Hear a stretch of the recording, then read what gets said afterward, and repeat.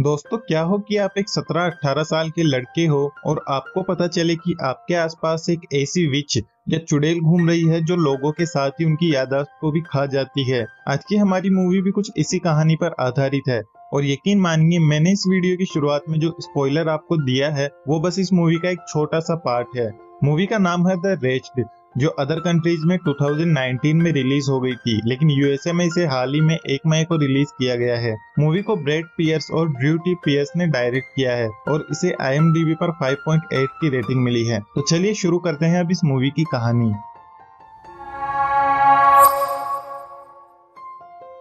Movie की शुरुआत 35 साल पहले किसी गुमनाम घर से होती है, जिसके आसपास की हालत और खिलौनों को देखकर ऐसा लगता है मानो इस घर के लोग कई दिनों से गायब हैं और इस घर में एक छोटा बच्चा भी है जिसके ही खिलौने हैं। घर के बाहर की हालत को इग्नोर करते हुए अब इस घर की बेबी सिटर अंदर जाती है और उस घर में रहने वाली मिस्टर गैम्बल्स को आवाज देती है, लेकिन उसे कोई जवाब नहीं मिलता। घर के अंदर आने पर वो देखती है कि घर का फोन हैंग किया हुआ है और उसके आसपास के फूल भी मुरझाए हुए हैं, लेकिन इन्हें देख भी उसे किसी बात का कोई शक नहीं होता और वो कैजुअली अपनी मॉम को कॉल करके इन्फॉर्म करती है कि वो बेबी सिट करने के लिए यहाँ आई है। लेकिन तभी उसे बेसमेंट में कुछ आवाज सुनाई देती है और वो थोड़ी घबराती हुई सी नीचे जाती है। नीचे उसे गैम्बल्स फैमिली का फोटो फ्रेम टूटा हुआ मिलता है, जिसमें अजीब कारणों से मिस्टर गैम्बल्स की आंखों पर स्क्रैच किए गए थे। और जब वो थोड़ा आगे जाती है तो एक बेहद ही भयानक नजारा देखती है, जहाँ मिसिस गैम्बल्स अपने ही बेटे को खा रही थी। ये लड़की ये सब देखकर यहाँ से भागने लगती है, लेकिन तभी मिस्टर गैम्बल्स बेसमेंट के दरवाजे को बंद कर देते हैं और ये सीन दरवाजे पर एक अजीब सिंबल और कुछ चीखों के साथ खत्म हो जाता है।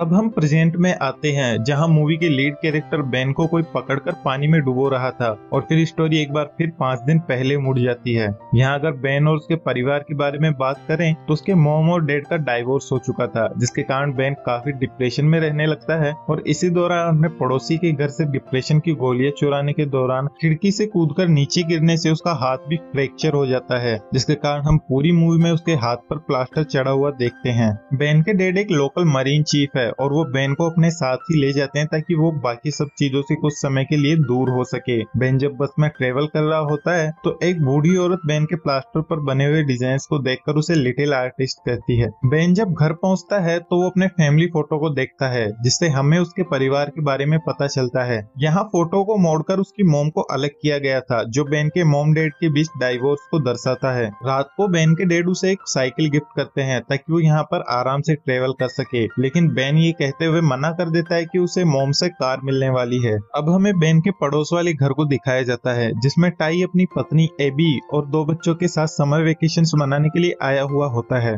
बेन अगले दिन अपने डैड के साथ मरीन के काम के लिए उनके साथ जाता है, जहाँ उसकी मुलाकात मैलेरी से होती है और दोनों को एक दूसरे पर थोड़ा बहुत क्रश आने लगता है। लेकिन इसी बीच बेन अपने डैड को उनकी कलीग और नई गर्लफ्रेंड सारा के साथ देखता है, जिसके कारण बेन को बहुत बुरा लगता है। अब हमें बेन की पड़ोसी एबी को दिखाया जाता है, जो अपने बेटे डिलन के साथ जंगल में हाइकिंग के लिए गई थी। अब एबी जब किसी काम से डिलन से थोड़ा दूर चली जाती है, तब डिलन को पेड़ पर एक अजीब निशान नजर आता है और फिर तभी उसके पास वाले पेड़ से, जिसमें एक बहुत बड़ा होल था, डिलन को उसकी माँ की आवाज में कोई बुलाने लगता है। लेकिन जब डिलन आगे नहीं जाता तो वो आवाज किसी इविल एंटिटी की आवाज में बदलती हुई नजर आती है और हम उस पेड़ के होल से एक भूतिया हाथ को भी निकलते हुए देख पाते हैं। लेकिन तभी एबी पीछे से आकर डिलन को पकड़ लेती है और जब डिलन पीछे मुड़कर देखता है तो वो पेड़ वहाँ से गायब हो चुका था। एबी और डिलन जब घर पहुँचते हैं तो टाई देखता है कि एबी की गाड़ी में एक मरा हुआ डियर भी है। एबी टाई को बताती है कि ये डियर अचानक से उनकी गाड़ी के सामने आ गया और क्योंकि डियर का मीट काफी पसंद किया जाता है तो एबी इसे अपने साथ ले आई। एबी अब इंटरनेट पर डियर को काटने के तरीके देखने लगती है, लेकिन बावजूद इसके जब वो इसे काटती है तो उसे बहुत ज्यादा घिन आती है और सिर्फ एक कट लगाने के बाद ही वो उसे छोड़कर अंदर चली जाती है। उसी रात एबी और टाई जब अपने बेडरूम में होते हैं, हम देखते हैं कि डियर की उस लाश को चीरकर एक अजीब सा क्रिएचर बाहर आ गया है और ये सीन एक पूरे चांद को दिखाने के साथ ही कट हो जाता है। अब हमें बेन को दिखाया जाता है, जिसे ऐसा लगता है कि उसके घर की छत पर कोई जानवर घूम रहा है, इसके कारण वो अपने कपड़े पहनकर चेक करने जाता है। बेन जब चेक करता हुआ एबी के घर की तरफ जाता है तो हम साफ एक अजीब से क्रिएचर को वहाँ घूमता हुआ देख पाते हैं और बेन की नजर भी इस पर पड़ती है। लेकिन इससे पहले कि बेन कुछ समझ पाता, टाई अपनी प्रॉपर्टी में घुसने के लिए बेन को टोक देता लगता है और मौका देखकर वो क्रिएचर भी वहाँ से भाग जाता है। अगली सुबह एबी अपने घर में देखती है कि उसके घर के पौधे किसी कारण से मुरझा रहे हैं और जब वो कुछ फूलों के पास से गुजरती है तो वो भी मुरझा जाते हैं। दूसरी तरफ बेन एक ग्रोसरी स्टोर गया हुआ था जहाँ उसे अपनी माँ का फोन आता है और वो बेन को आई मिस माई बॉयज कहती है। बेन को उस समय ये लाइन कुछ समझ नहीं आती और वो इसका कोई जवाब नहीं दे पाता, लेकिन फिर बात उसके डैड की तरफ घूम जाती है जिनके कारण वह काफी अपसेट था क्योंकि वे यहाँ पर अपनी नई गर्लफ्रेंड सारा को डेट कर रहे थे और बेन को आज उनके साथ डिनर भी अटेंड करना था। तभी उस स्टोर में मेलरी भी आ जाती है जो बेन को एक पार्टी के लिए इनवाइट करती है और घर की बातों को लेकर परेशान बेन उनके साथ पार्टी के लिए निकल जाता है ताकि उसे शाम को सारा के साथ डिनर ना करना पड़े। पार्टी के दौरान मेलरी और बेन काफी ड्रिंक करते हैं और दोनों के बीच हमें काफी अच्छी बॉन्डिंग देखने को मिलती है। इसी दौरान मेलरी बेन के प्लास्टर पर अपना नाम लिखने की कोशिश करती है लेकिन उसके प्लास्टर पर पहले से ही डिजाइन्स बने हुए थे जिसके कारण मेलरी को अपना नाम लिखने की जगह नहीं मिलती। दूसरी तरफ हम देखते हैं कि एबी का छोटा बेटा काफी देर से रो रहा था क्योंकि पिछली रात को दिखने वाला वो अजीब क्रिएचर उसके पास घात लगाए बैठा था। एबी अब अपने बेटे के रोने की आवाज सुनकर उसके पास जाती है लेकिन उसे वहाँ पर अजीब कारण से बस एक लकड़ियों का ढेर मिलता है। इससे पहले कि एबी सारी सिचुएशन को समझ पाती और किसी को कुछ बता पाती वह क्रिएचर उसके पैरों को पकड़कर नीचे खींच लेता है और ये सीन यहीं कट हो जाता है। देर रात जब बेन पार्टी से अपने घर लौटता है तो देखता है कि एबी अपने हाथ में कुछ लिए अकेली ही जंगल की तरफ जा रही है। बेन उसे आवाज लगाता है लेकिन वो कोई रेस्पॉन्स नहीं देती, लेकिन तभी बेन के डैड वहाँ आ जाते हैं जो उसे लेकर काफी ज्यादा गुस्सा थे क्योंकि उसने बिना बताए शाम को डिनर मिस किया था। बेन इस सब आर्ग्यूमेंट के बाद एक बार फिर पीछे मुड़कर देखता है लेकिन उसे कोई भी नजर नहीं आता। अगली सुबह हम टाई को देखते हैं जो बिल्कुल नॉर्मल था, जैसे उसे अपने छोटे बेटे के गायब होने की कोई फिक्र ही नहीं थी। दूसरी तरफ एबी भी अब अजीब हरकतें कर रही थी और ऐसे लग रहा था जैसे वह किसी इविल एंटिटी के वश में हो। एबी का बड़ा बेटा डिलन भी काफी डरने लगता है जब वो अपनी माँ को अजीब हालत में अकड़ते हुए देखता है। अब आधी रात हो चुकी थी और हम बेन को देखते हैं जो मरीन ऑफिस में मेलरी की फैमिली फोटो को ऑब्जर्व करता है। बेन अपने डैड से जाने के लिए कहता है लेकिन उसके डैड अभी किसी काम में बिजी थे और वो बेन को थोड़ी देर रुकने के लिए कहते हैं, लेकिन बेन को जाना था इसलिए दुखी मन से अपने डैड की गर्लफ्रेंड सारा से लिफ्ट लेता है। इसी दौरान सारा बेन से कुछ बातें करते हुए उसे बताती है कि वह काफी अच्छी कुक है लेकिन उसे मिल्क से एलर्जी है। बेन जब घर पहुंचकर अपने रूम का दरवाजा खोलता है तो देखता है कि डिलन अपनी मॉम एबी से डरकर उसके रूम में छिपा हुआ है जिसके कारण अब बेन को भी एबी की फैमिली पर थोड़ा शक आने लगता है। तभी दरवाजे पर एबी दस्तक देती है जिसने अपने अंदाज से बिल्कुल अलग एक साधारण सी रेड और व्हाइट ड्रेस पहनी हुई थी और उसे किसी तरीके से पता चल गया था कि डिलन बेन के रूम में छिपा हुआ है। एबी अब अजीब कारणों से नीचे देखते हुए पूछने लगती है कि क्या तुम्हारे पेरेंट्स घर पर हैं?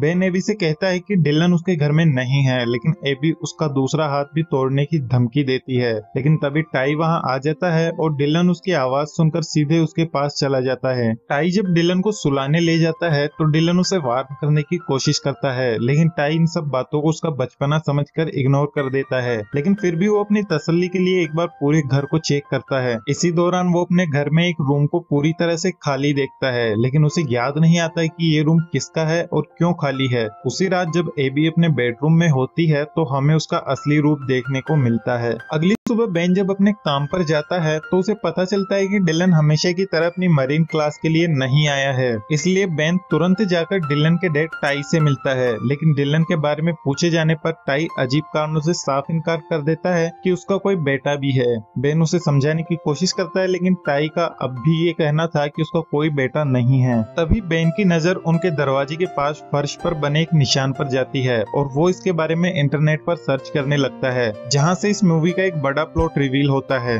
ये वही साइन था जो मूवी के स्टार्टिंग में हमें दरवाजे पर दिखाया गया था और डिलन को एक पेड़ पर नजर आया था। इसके बारे में सर्च करने पर बेन को पता चलता है कि ये मार्क एक डार्क मदर नाम की चुड़ैल उस घर पर बनाती है जो उसे पसंद आ जाता है। इस चुड़ैल का जन्म एक शापित पेड़, पत्थर या जड़ से हो सकता है। डार्क मदर की भूख भूले हुए लोगों से मिटी है और नमक इनके लिए तेजाब की तरह काम करता है। इन सारी चीजों का मूवी में क्या मतलब था यह हमें आगे पता चलेगा। अब बेन को एबी की फैमिली पर काफी ज्यादा शक आने लगता है, जिसके कारण वो अपने रूम की खिड़की से उन पर नजर रखने लगता है। लेकिन टाई अब भी ऐसे बिहेव कर रहा था जैसे उसके साथ कुछ भी अजीब नहीं हुआ है। दूसरी तरफ एबी सेलर से निकलकर उसे तुरंत लॉक करती है और वहाँ से लाया गया एक बैग डंप करती है। बेन ये सब बातें मैलेरी को बताता है, लेकिन उसे इन सब बातों पर यकीन नहीं होता। वो बेन से कहती है कि अगर इतना सब कुछ हो रहा है तो वो डायरेक्ट जाकर अपने पड़ोसियों से बात करे, लेकिन बेन उसकी इस बात को इग्नोर कर देता है। जिसके बाद मैलेरी सच का पता करने के इरादे से जाते हुए एक नोट एबी के घर पर ही छोड़ जाती है, जिस पर लिखा था, हमें पता है तुम्हारे सेलर में क्या है।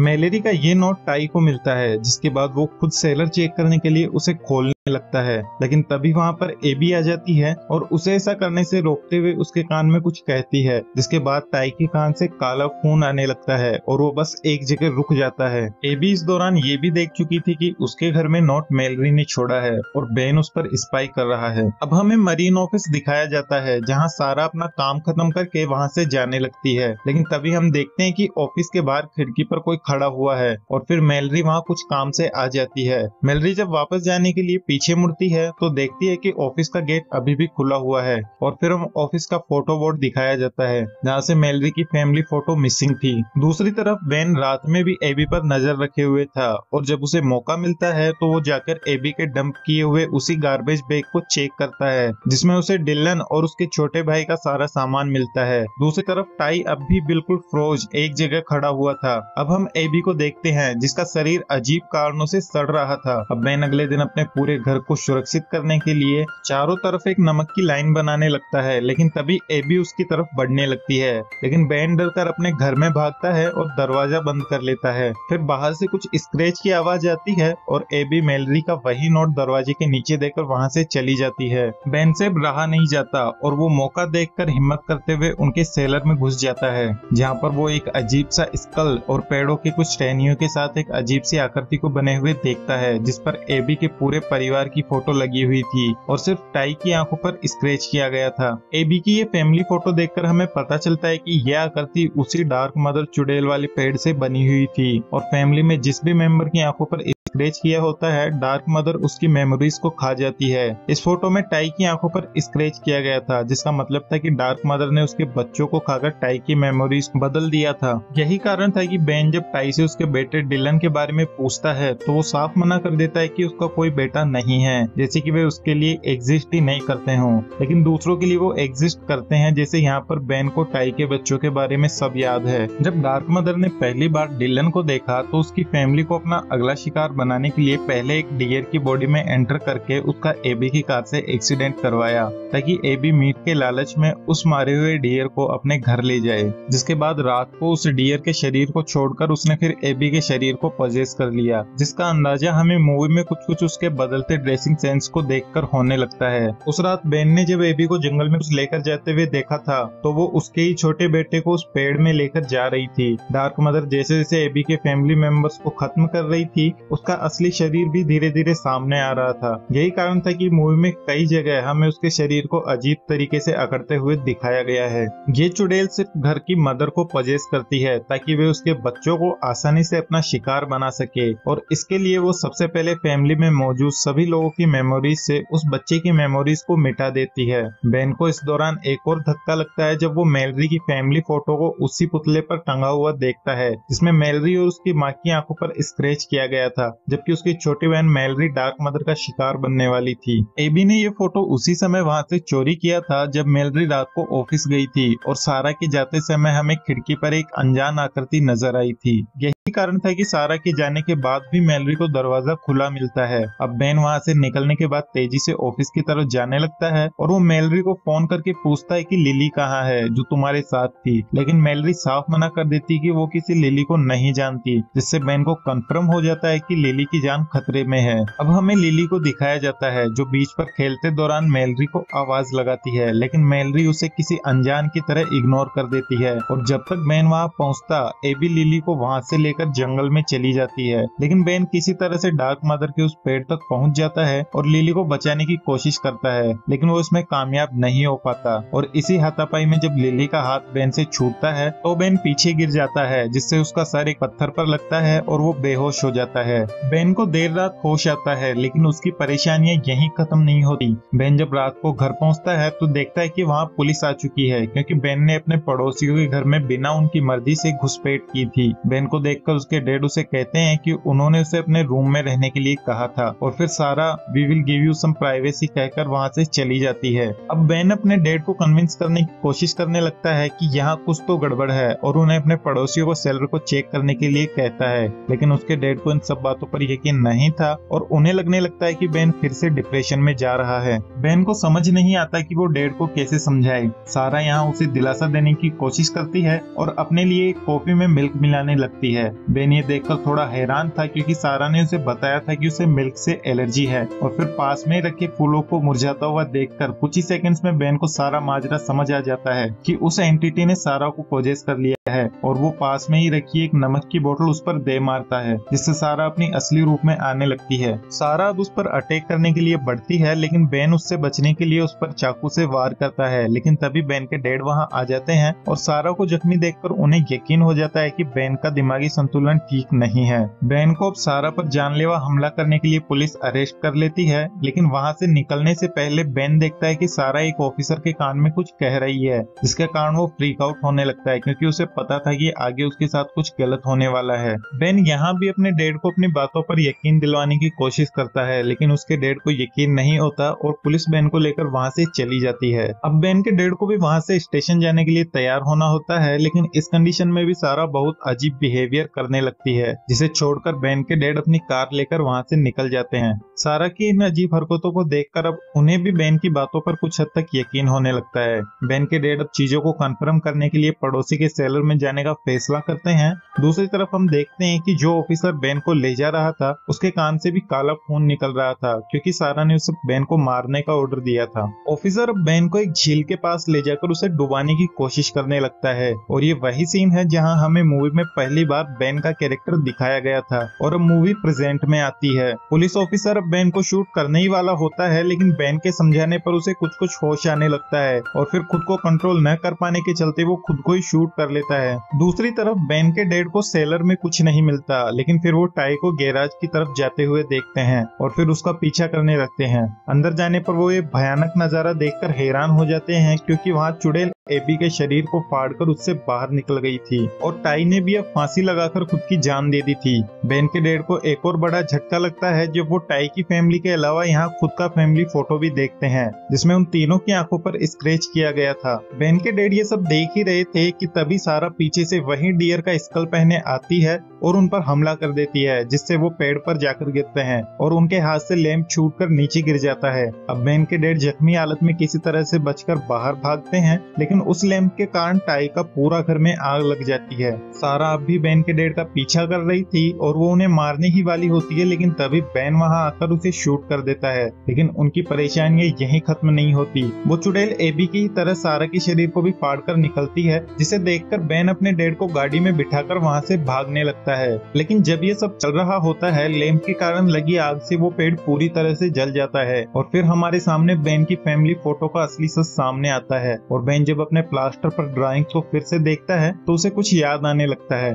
जिससे हमारे सामने मूवी का सबसे बड़ा प्लॉट रिवील होता है। दरअसल जब उस चुड़ैल ने सारा को पजेस किया था तो उसने बेन और उसकी फैमिली की भी मेमोरीज गायब कर दी थी, ताकि वो उसको छोटे भाई नाथन को अपना शिकार बना सके। अब तक हम मूवी में शुरुआत से जो भी देख रहे थे वो बेन की मैनिपुलेटेड मेमोरीज थी, न कि असली सच्चाई। आपको याद होगा कि जब मूवी के स्टार्ट में बेन बस में ट्रेवल कर रहा था तो एक बूढ़ी औरत उसे लिटिल आर्टिस्ट कहकर बुलाती है, लेकिन असल में वो बूढ़ी औरत बेन को नहीं बल्कि उसके छोटे भाई नाथन को लिटिल आर्टिस्ट कहती है, जो बेन के प्लास्टर पर ड्रॉ कर रहा था। यही कारण था कि जब पार्टी में मैलरी बेन के प्लास्टर पर अपना नाम लिखने की कोशिश करती है तो उसे जगह नहीं मिलती। मूवी में जब बेन को अपनी मॉम का फोन आता है तो वो भी उससे पूछती है कि हाउ आर माई बॉयज, जिसका असल में बेन ने जवाब दिया था, लेकिन उसकी मैनिपुलेटेड मेमोरी में उसके पास नाथन की यादें नहीं थी, जिसके कारण वो कोई भी जवाब नहीं दे पाता। बेन जब सारा के साथ डिनर मिस करता है तो हम डिनर टेबल पर 4 प्लेट साफ देख पाते हैं। और जब एबी अपने बेटे डिलन को लेने के लिए बेन के दरवाजे पर आकर नीचे सर करके उसके पेरेंट्स के बारे में पूछती है, तब भी वह असल में नीचे खड़े नाथन से बात कर रही थी, न कि बेन से।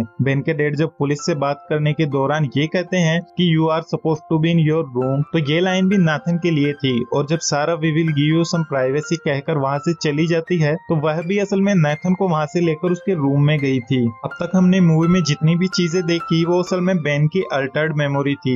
एबी ने बेन के घर को उस समय मार्क किया था जब वह मैलरी का दिया नोट वापस उसके घर पर छोड़ने आई थी। उस समय बेन को कुछ स्क्रैचिंग की आवाज आई थी, लेकिन उस समय वो उस पर ध्यान नहीं देता। अब बेन नाथन को बचाने के लिए उसके रूम की तरफ जाता है, लेकिन अब तक वह चुड़ैल उसको लेकर जंगल की तरफ जा चुकी थी। दूसरी तरफ मैलरी की फैमिली फोटो आग में जलने से उसकी ओरिजिनल मेमोरी भी लौट आती है और वो सीधे बेन से आकर पूछती है कि उसकी बहन कहाँ है। बेन उसे शॉर्ट में सब कुछ बताता है और फिर वो एक फ्यूल कैन और रस्सी लेकर मैलरी के साथ जंगल में निकल जाता है, इससे पहले कि वो चुड़ैल का पेड़ फिर से गायब हो जाए। बेन उस पेड़ के छेद से नीचे उतरकर गुफा में जाने से पहले मैलरी को ये कह जाता है कि अगर वो 10 मिनट में नहीं लौटा तो वो इस पेड़ को फ्यूल कैन की मदद से आग लगा दे। जब बेन नीचे जाता है तो उसका सामना उस चुड़ैल के असली रूप से होता है जो डिलन को वहाँ खा रही होती है। लेकिन नेथन और लिली अब भी जिंदा थे, जिनको उस चुड़ैल ने प्रिजर्व करके रखा था। बेन जब नेथन और लिली को बाहर निकालने की कोशिश करता है तो वो चुड़ैल उन पर हमला करती है। बेन उन दोनों को किसी तरह से बाहर निकालने में कामयाब हो जाता है, लेकिन जब वो खुद बाहर आ रहा होता है तो एन मौके पर चुड़ैल उसके पैर को नीचे पकड़ लेती है।